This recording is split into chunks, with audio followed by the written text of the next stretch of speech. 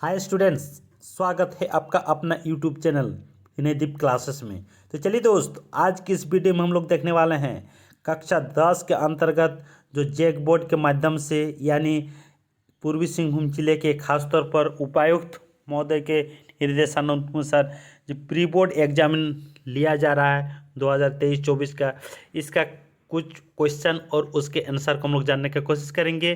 तो आज का सब्जेक्ट है आपका सामाजिक विज्ञान यानी सोशल साइंस। तो सोशल साइंस के अंतर्गत जितने सारे भी सवाल पूछा गया है इसको हम लोग देखेंगे, सारे क्वेश्चन को उत्तर जानने की कोशिश करेंगे। तो उम्मीद है आप लोगों की वीडियो अच्छा लगेगा। और दोस्तों, अगर चैनल में नए हैं तो चैनल को जरूर सब्सक्राइब कर लीजिए और साथ ही बेल नोटिफिकेशन को दबा लीजिए ताकि इस तरह के वीडियो आप लोगों के समक्ष हरदम मिलता रहे। तो दोस्तों, जो भी इस क्वेश्चन को कर लेंगे इससे ये भी मालूम हो जाएगा कि उसका तैयारी कितना तक है और उसको कहाँ कमी है, किस जगह पे कमी है, उसको सुधारने की कहाँ पर ज़रूरत है। तो चलिए तो दोस्तों, देरी ना करते हुए हम लोग वीडियो शुरू करते हैं। एक एक सवाल को हम लोग देखते जाएंगे और उसके आंसर भी करते जाएंगे। तो चलिए दोस्त, सबसे पहला सवाल है, देखिए यहाँ पर लिखा हुआ है कि सही विकल्प का चयन करें। इसका जो इंस्ट्रक्शन है, इंस्ट्रक्शन आप लोग देख लेंगे दोस्तों। इंस्ट्रक्शन देख के हम लोग ज़्यादा टाइम नष्ट नहीं करेंगे, एक हम लोग डायरेक्ट क्वेश्चन पे जाते हैं और उसके आंसर देखने की कोशिश करते हैं। देखिए क्वेश्चन नंबर 1 क्या कहा है कि 19वीं सदी के दौरान कौन सी ताकत बनकर उभरा जिसने यूरोप के राजनीतिक और मानसिक जगत में भारी परिवर्तन ला दिया। इसका ऑप्शन है उदारवाद, साम्यवाद, राष्ट्रवाद, निरंकुशवाद। तो इसका सही जवाब हो जाएगा दोस्तों, ये क्या हो जाएगा आपका राष्ट्रवाद। इसका सही जवाब ऑप्शन नंबर 3 इसका सही जवाब हो जाएगा। उसके बाद दूसरा क्वेश्चन है, दूसरा क्वेश्चन देखिए क्या है कि फ्रांस में प्रथम विद्रोह कब हुआ था। दोस्तों, फ्रांस का जो प्रथम विद्रोह हुआ था ये हुआ था आपका जुलाई 1830, यानी ऑप्शन नंबर 4 इसका सही जवाब हो जाएगा दोस्तों, जुलाई 1830 में हुआ था। चलिए अगला सवाल देखते हैं। अगला सवाल है 1804 की नागरिक संहिता, जिसे आमतौर पर नेपोलियन की संहिता के नाम से जाना जाता है, उसने फ्रांस में सुधार के लिए क्या कदम उठाया। तो दोस्तों, उसने फ्रांस के लिए क्या कदम उठाया, ऑप्शन क्या क्या है। ऑप्शन है आपका जन्म पर आधारित विशेषाधिकार समाप्त कर दिया, कानून के समक्ष बराबरी और संपत्ति के अधिकारों को सुरक्षित बनाया। तीसरा ऑप्शन है प्रशासनिक विभाजनों को सरल बनाया, और चौथा इनमें से सभी। तो दोस्तों, इसका जो सही जवाब हो जाएगा, इसका सही जवाब हो जाएगा इनमें से सभी, यानी ऑप्शन नंबर 4 इसका आपका सही जवाब हो जाएगा दोस्तों। चलिए आगे देखते हैं क्वेश्चन नंबर 4। क्वेश्चन नंबर 4 क्या कह रहा है कि 1917 में गांधी जी ने खेड़ा जिले के किसानों की मदद के लिए सत्याग्रह का आयोजन किया था। खेड़ा भारत के किस राज्य में स्थित है। दोस्तों, खेड़ा जो है भारत के आपका कहाँ पर स्थित है, ऑप्शन नंबर ए आपका गुजरात में स्थित है दोस्तों। इसका सही जवाब हो जाएगा गुजरात। चलिए अगला सवाल है, साइमन कमीशन भारत क्यों आया। दोस्तों, साइमन कमीशन जो भारत आया था वो आया था आपका, ये इसका सही जवाब हो जाएगा संवैधानिक व्यवस्था की कार्यशैली की अध्ययन करने। इसका तीसरा नंबर जो ऑप्शन है इसका यही आपका सही जवाब हो जाएगा दोस्तों। चलिए अगला सवाल हम लोग देखते हैं कि रोलेट एक्ट कब पारित हुआ। दोस्तों, रोलेट एक्ट जो पारित हुआ था इसका ऑप्शन दिया हुआ 1918, 1919, 1920 और 1921।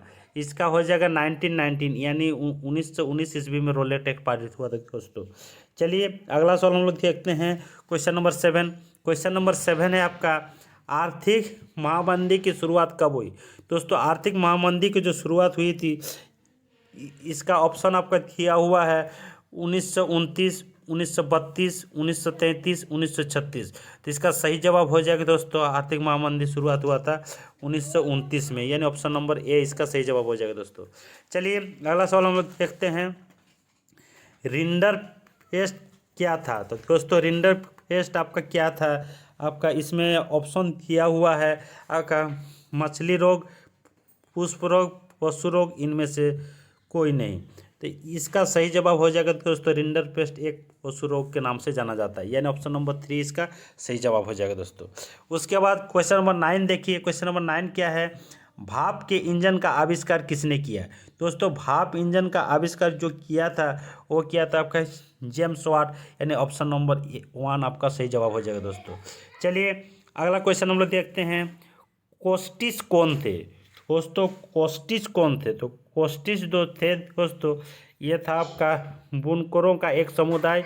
बुनकर, सूती वस्त्र बुनकर, भूमिहीन मजदूर। तो इसका सही जवाब हो जाएगा दोस्तों बुनकरों का एक समूह, यानी ऑप्शन नंबर 1 आपका सही जवाब हो जाएगा दोस्तों। उसके बाद अगला सवाल देखिए, 11 नंबर सवाल कि मुद्रण तकनीक सबसे पहले कहाँ विकसित हुई? तो दोस्तों मुद्रण तकनीक जो सबसे पहले विकसित हुई है वो है आपका चाइना यानी चीन में, यानी ऑप्शन नंबर 2 आपका सही जवाब हो जाएगा दोस्तों। चलिए अगला सवाल की हम लोग आगे बढ़ते हैं। आगे देखिए क्वेश्चन नंबर 12। 12 नंबर क्वेश्चन है कि निम्न जातीय आंदोलन के मराठी प्रेरणा कौन थे जिन्होंने अपनी पुस्तक गुलामगिरी में जाति प्रथा के अत्याचारों पर लिखा है? तो दोस्तों इसका जो सही जवाब हो जाएगा ये हो जाएगा ज्योतिबा फूले। ऑप्शन नंबर 1 इसका सही जवाब हो जाएगा दोस्तों। ठीक है, आगे चलते हैं क्वेश्चन नंबर 13 पे। क्वेश्चन नंबर 13 कहता है समावयवता के आधार पर संसाधनों को 2 भागों में बांटा जाता है। उनके नाम है दोस्तों, उनके नाम जो है वो क्या है? जैव और अजैव संसाधन, नवीकरणीय और अनवीकरणीय संसाधन, विकसित और संचित संसाधन, न राष्ट्रीय एवं अंतर्राष्ट्रीय संसाधन। तो इसका सही जवाब हो जाएगा दोस्तों ऑप्शन नंबर 2, यानी नवीकरणीय और अनवीकरणीय संसाधन इसका सही जवाब हो जाएगा। ठीक है दोस्त, चलिए आगे देखते हैं क्वेश्चन नंबर 14। क्वेश्चन नंबर 14 क्या कह रहा है? संसाधनों के अंधाधुंध शोषण के किस प्रकार का वैश्विक परिस्थिति की संकट पैदा हो गया है? ऑप्शन नंबर 1 है भूमंडलीय तापन, ऑप्शन नंबर 2 है ओजोन परत अवक्षय, ऑप्शन नंबर 3 है पर्यावरण प्रदूषण, और ऑप्शन नंबर डी है इनमें से सभी। तो इसमें लगता है दोस्तों इसका सही जवाब हो जाएगा इनमें से सभी, यानी ऑप्शन नंबर डी इसका सही जवाब हो जाएगा दोस्तों। चलिए अगला सवाल देखते हैं हम लोग, क्वेश्चन नंबर 15। तो क्वेश्चन नंबर 15 क्या कर रहा है? वन और वन्य प्राणियों के संरक्षण के लिए किस प्रकार के वनों को सर्वाधिक मूल्यवान माना जाता है? दोस्तों इसका जो सही जवाब हो जाएगा आपका मूल्यवान माना जाता है।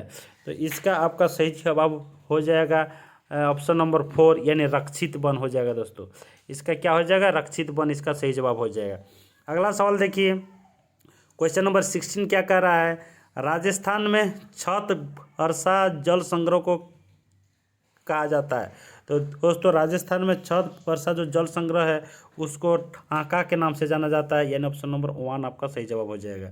उसके बाद देखिए, उसके बाद है आपका क्वेश्चन नंबर 17, रबी फसल का उदाहरण नहीं है।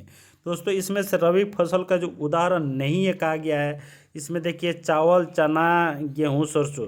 दोस्तों इसका जो चावल है ये आपका रबी फसल का उदाहरण नहीं है, यानी ऑप्शन नंबर 1 इसका सही जवाब हो जाएगा।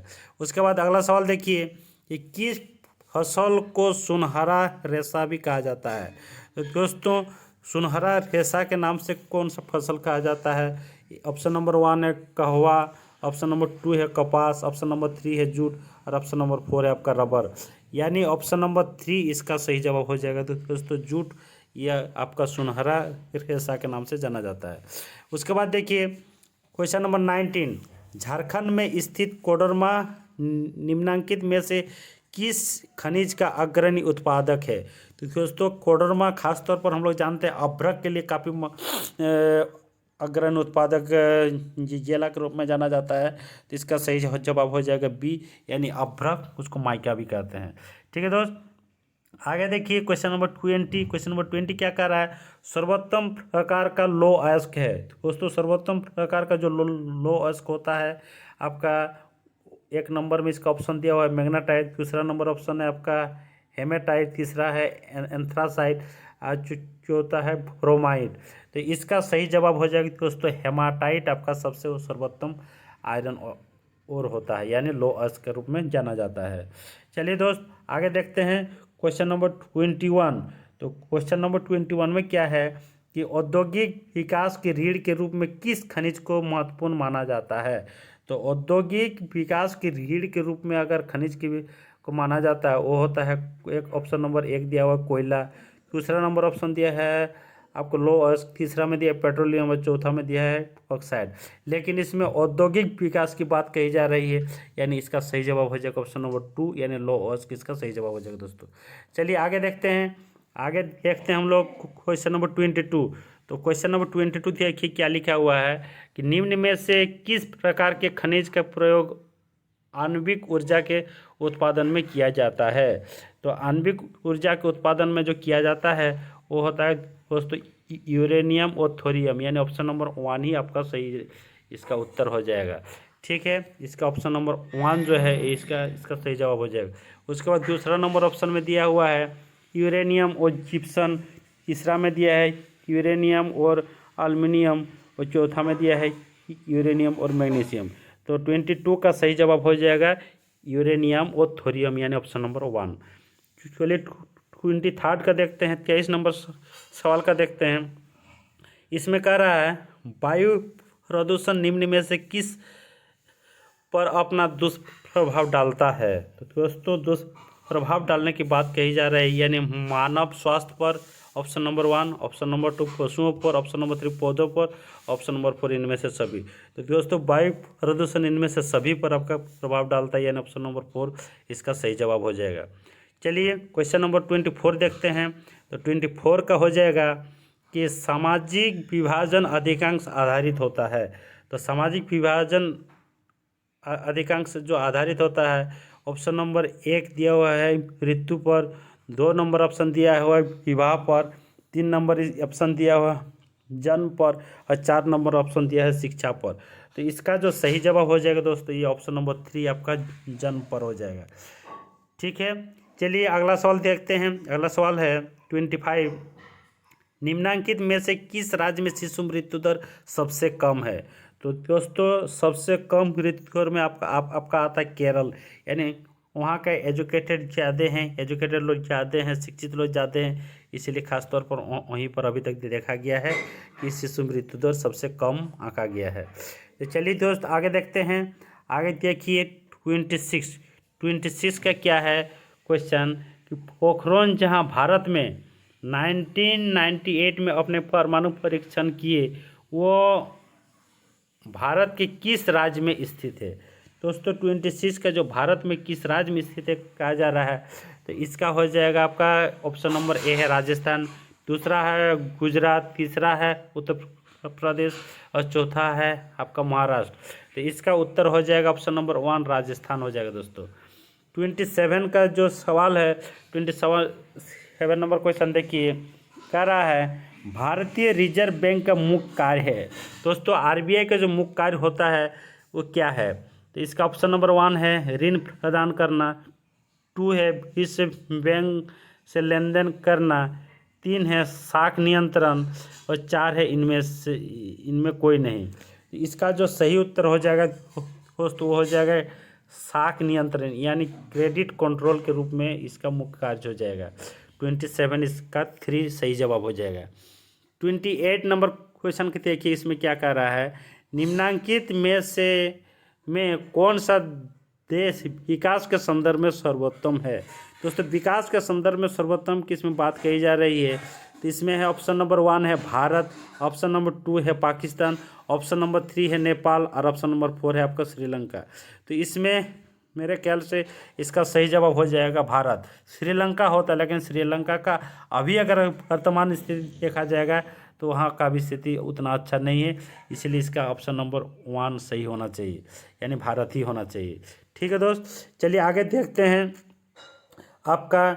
उसके बाद देखते हैं 29 के देखिए क्या कह रहा है कि अन्य जाति समूह से भेदभाव और उन्हें अपने से अलग मानने की धारणा निम्न में से किस व्यवस्था पर आधारित है।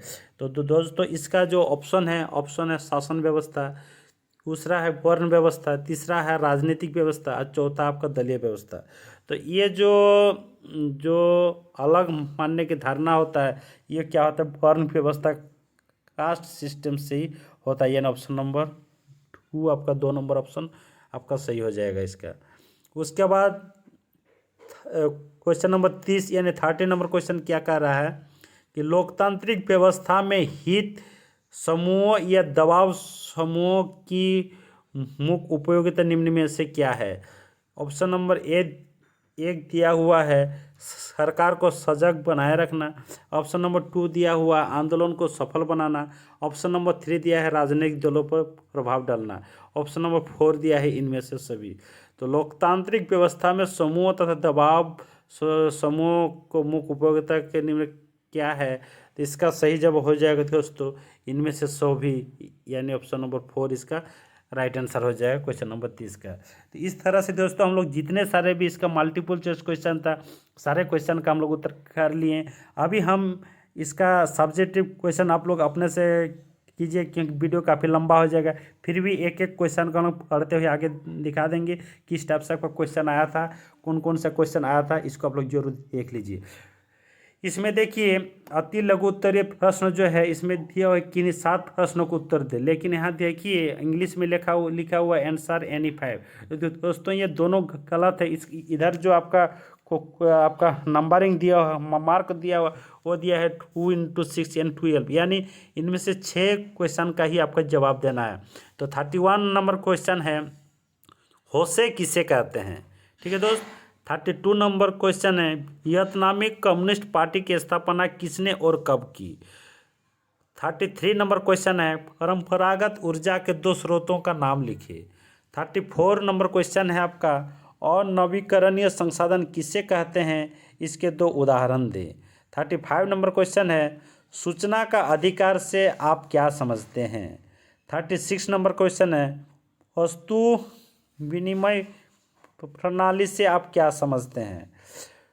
और 37 नंबर क्वेश्चन है उदारीकरण से आपका क्या तात्पर्य है?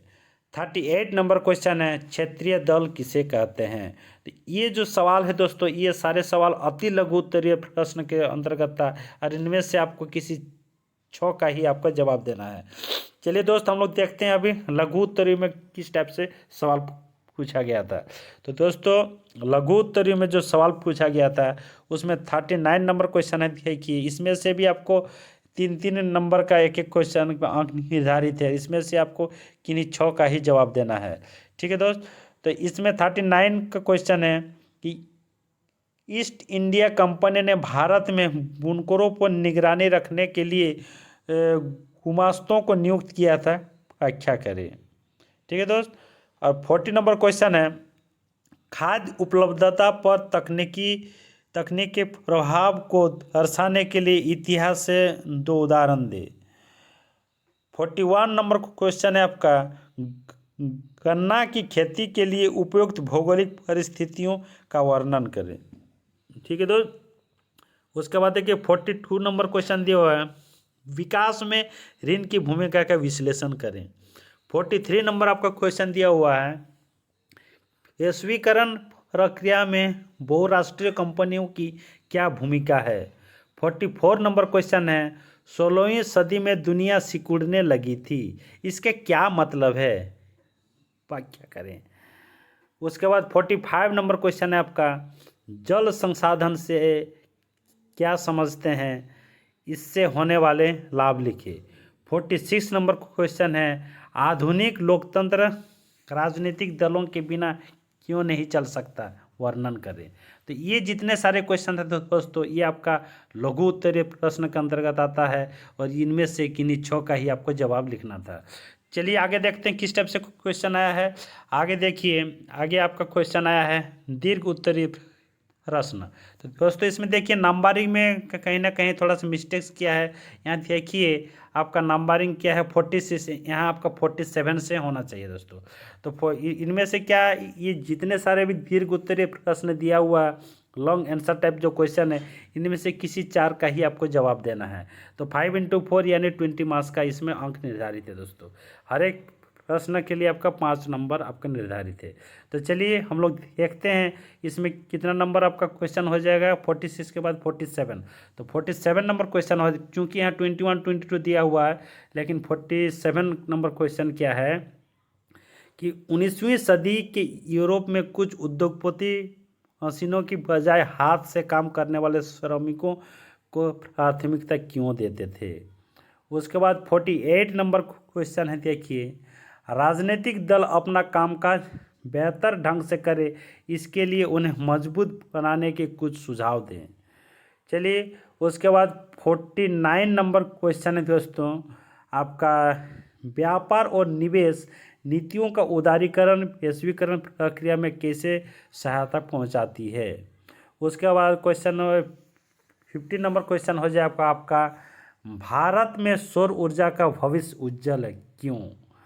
ठीक है दोस्त। और 51 नंबर जो क्वेश्चन है यानी अंतिम सवाल जो है आपका, भारत के दिए गए रेखा मानचित्र में आणविक और तापीय ऊर्जा केंद्रों के नाम का मिलान करें। इसमें दिया हुआ कौन कौन से दिखाना है, नवेली दिखाना है, कोरबा दिखाना है, चंद्रपुर दिखाना है, रावत भाटा दिखाना है और नरोरा दिखाना है। तो इस तरह से इधर देखिए ये जो आपका फोटो दिया हुआ है यानी मानचित्र दिया हुआ है 1 2 3 4 5, इसमें आपको कौन सा जगह किसके नाम से अंकित होना चाहिए ये आपको लिखना था दोस्तों। तो चलिए दोस्त, इतना ही सवाल था आज की प्री बोर्ड के एग्ज़ाम में, यानी जो सब्जेक्ट था ये सामाजिक विज्ञान यानी सोशल साइंस के अंतर्गत। तो दोस्तों सारे सवाल को आप लोग अच्छे से देख लीजिए, समझ लीजिए किस टाइप से आता है क्वेश्चन और उसको किस ढंग से आपको लिखना है ताकि अच्छे से अच्छे नंबर हासिल कर पाएंगे। तो आई होप दोस्तों आप लोग को वीडियो अच्छे लगे होंगे। तो ज़रूर आप लोग वीडियो अगर अच्छा लगा है तो ज़रूर चैनल को सब्सक्राइब कर लीजिए, बेल नोटिफिकेशन को दबा लीजिए ताकि हर एक दिन की वीडियो आप लोग के समक्ष हरदम पहुँचता रहे, मिलता रहे। तो चलिए दोस्त, आज के लिए फिर इतना ही रखते हैं, अगले वीडियो में फिर मिलते हैं। तब तक के लिए धन्यवाद। Thanks for watching this video.